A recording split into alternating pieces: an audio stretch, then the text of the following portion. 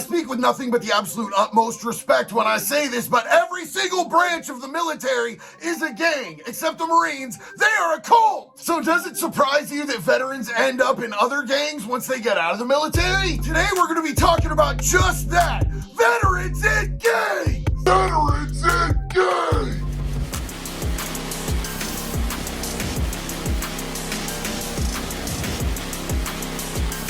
I think we should talk about the fact that a lot of people go into the military already active gang members. In fact, all the way back in 2011, the FBI put out a study that gang members had infiltrated every single branch of the military, over 53 different gangs. I mean, really think about it. Where else are you going to get that good of training to be a gang member? And they do a few years, they come out the other side, they've got the benefits and everything, but like one of the main benefits is that they are an absolute soldier, a trained killer. Plus, there's possibilities for networking, for overseas distribution. There's all types of angles that you can work with that, man. And a lot of the law enforcement agencies are using special ops vets for their task forces. So, of course, the gangs are going to try to follow suit and do the same exact thing. It only makes sense. And a gang is an organization, is a business. They might send some of their members to college and some of their members to combat. Sign them up, ship them out. If little homie comes back alive, we got ourselves a monster. But let's look at it from a different angle, okay? You making these perfect killing machines,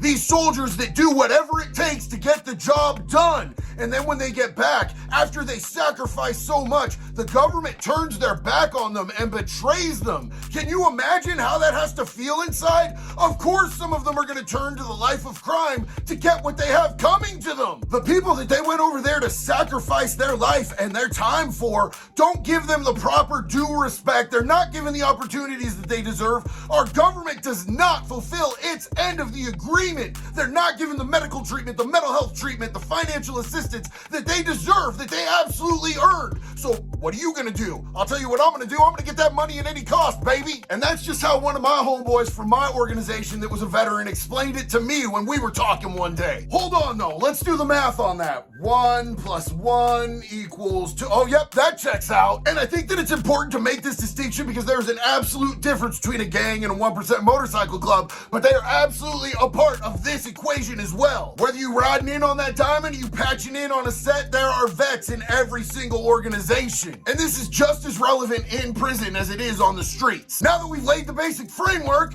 let's go! As you can imagine, these veterans have this training, they have this confidence, they know how to conduct themselves, so they're generally going to be regarded higher in these organizations than your average street thug. And a lot of the time, they take that training that they learned and they bring it into the organization and they train throughout the ranks. And in doing so, they work their way up that ladder fast, baby. And these organizations are always recruiting people out of the streets and out of prison. You best believe that the members that they have that are in the service are actively recruiting while they're serving. Yo, you want to make some real money? I mean, it only makes sense. Now, some of this video is going to be from my own personal life experience, and some of it is going to be from the research that I did to be able to present this to you guys. You guys know my rule. If you've seen any of my videos involving gangs at all whatsoever, you know I do not speak the names of organizations on social media. Just not me. I'm not going to do it. I'm not going to be the reason that somebody got hemmed up in a RICO case. My word is never going to show up on anybody's indictment because I was loose with my lips out here in public. It's not gonna happen. But you're more than welcome to look it up. The list is quite comprehensive.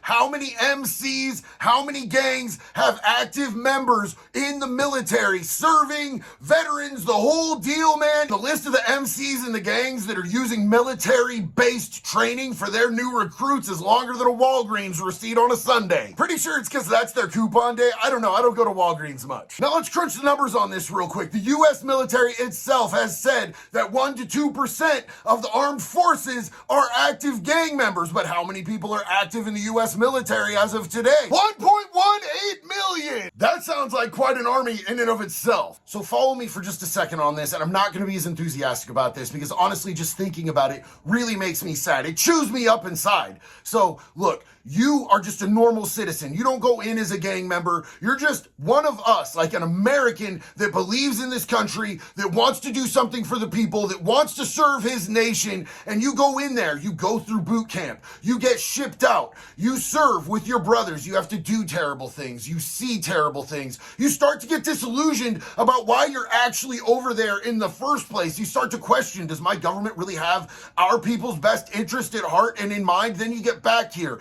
and you're not treated the way that you should be treated. Not by the people, not by the government. You've got severe CPTSD from the stuff, the trauma, all of the things that you had to do and you had to experience when you're over there, and your mental health starts to fall apart. And instead of getting you services, they just leave you in the lurch. So you start self-medicating, right? Then you end up in a position where you're doing crimes just to get by, and they end up throwing you in prison for it. Now you're sitting in prison and you're already conditioned to certain things. You already know how to conduct yourself. You already have a propensity towards violence. You're conditioned to brotherhood. You're conditioned to either giving or following orders. You have no problem executing whatever needs to be done to get the outcome to the situation that you need to have happen. And that right there is the perfect recipe for a gang member who moves up to shot caller with the quickness. I've seen the plots of that movie play out in real life repeatedly, and as soon as a vet hits the yard, all of the gangs are going to be running straight up to try to recruit that dude.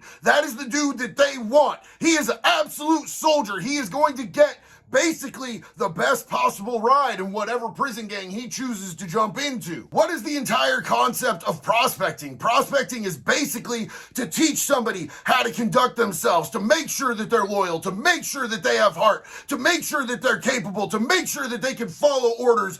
Yo, vets already know all of that, bro. They don't need to go through 6 months or a year of that bullshit to get in, bro. They're ready. And that veteran is sitting right in the middle of a seller's market when it comes to him being real estate. Everybody wants to have him on the roster. So he can basically write his own ticket for the most part. He will be fast-tracked to his patch. He'll be fast-tracked to leadership positions. He'll be fast-tracked to making that income on the inside. And I'll be the first to admit that I don't know how it goes in every single state. I have not done time in every single state. I'm happy to be able to say that. There are a whole lot of states I don't want to say that I've done time in. I really only done prison time on the West Coast in the state of Oregon. I've done a lot of county time out here in different places, but yo, as far as prison yards, gangs run that shit, bro. It's the gangs who have that shit on lock. So if a veteran wants to keep it bumping on the inside, all he's got to do is take his pick, man. They gonna be lined up. One of the most respected men that I ever met in prison was a veteran who ran a gang, yo. He was like one of the top shot callers for the entire state, not just for the prison that he was in, but like it was a statewide thing. The only people that were above him were the two people that founded that organization. And part of the reason that this dude was so respected was because he was an actual leader. He didn't just send his dudes off to do these missions and to commit these acts of violence. Like if he knew that he could handle it better than one of his dudes, he was gonna go handle it. A lot of shot callers just send their guys off like torpedoes. Oh, we got 5 prospects waiting to get their bones. Well, you know, they might get stabbed up, they might get beat up, they're definitely not ready for this, but like I'm not trying to go to the hole, so send them. This dude put himself in the line of fire every single time if he thought that he was gonna have the better outcome than somebody else. And through that leadership, he built soldiers that were willing to do the same thing. He led by example in the best type of possible way. I remember me and him were really good friends, and one of the founders from his gang showed up at the prison that we were at, and he was running that gang there. And the founder showed up, they sat down and they had a talk, and he said, yo, I'm just gonna let you do this, man. I'm gonna sit back and do my thing. I'm gonna collect my money on it. It's gonna be good, whatever, but you're gonna run the day-to-day operations. I'm gonna let you have it, which is an absolute rarity in that type of a situation. Trust and believe that that dude rose to that occasion. That founder never had to get involved, man. He just sat back, did his thing, and homeboy had everything under wraps, man.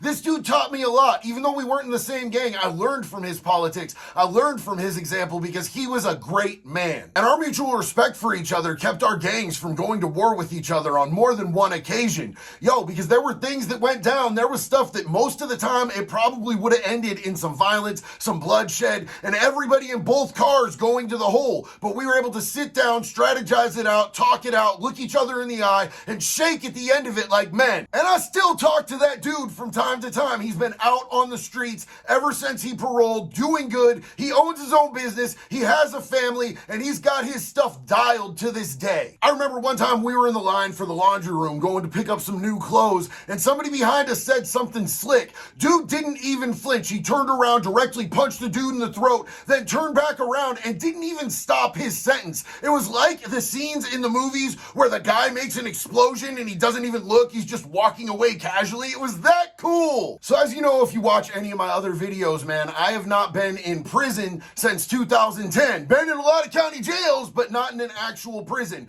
So I don't know exactly how the day-to-day operations are, but from all of my research, it looks like a lot of states are giving vets their own units within the prisons that are much more comfortable than the rest of the units in the prisons, which I think is cool. It's a show of respect. They get to be together. There's that camaraderie, that brotherhood. I think that they're trying to fight the urge for people that are veterans to join up with gangs, but they can still run and do their operations from anywhere in that prison. There are shot callers for gangs that are in complete and total isolation. We will always find a way. We are crafty people, us felons. Now look, I'm not there and I'm not prison administration, so this is all 100% pure speculation on my part. But what I suspect is going on is that it's a three-part motivation on the prison's part for trying to put vets in separate units. One, I do believe that the prisons want to respect veterans, so I think that that is definitely one part of this. Two, I think that putting veterans all in one unit makes them feel like they have a brotherhood, like they have a place where they belong, and it would kind of deter partially from them wanting to join a gang in the first place. But three, and I think this is a huge thing, it's a privilege that they can take away. It's a comfort that they can dangle in front of them so that their behavior is more controlled and modified to how the prison wants them to act. Because let's face it, y'all, we all know that the veterans are some of the most dangerous individuals on any yard in any prison. So giving them incentive to conduct themselves the way the prison wants and not the way that they want or the yard dictates, that's definitely something that's at the prison's benefit. So that pretty much wraps up everything that I have for today. I really appreciate each and every one of you guys rocking out with me. I know that this was a video that was the most voted for, so I thank everybody who voted for this video. It's really my intention to give you guys the kind of content that you guys are interested in watching. A, that's good for the community, but B, it's also good for me because I'm super ADHD and I'll just bounce off the walls if I don't have a topic. So if you guys haven't subscribed, please hit that button. If you hit the like button, you'll make me feel really special. I'll really appreciate it. You can always comment. I'm always looking for ideas. So if you guys have ideas for videos that you'd like to see, I will be combing those comments to try to see what's up. And as always, be good or be good at it, baby.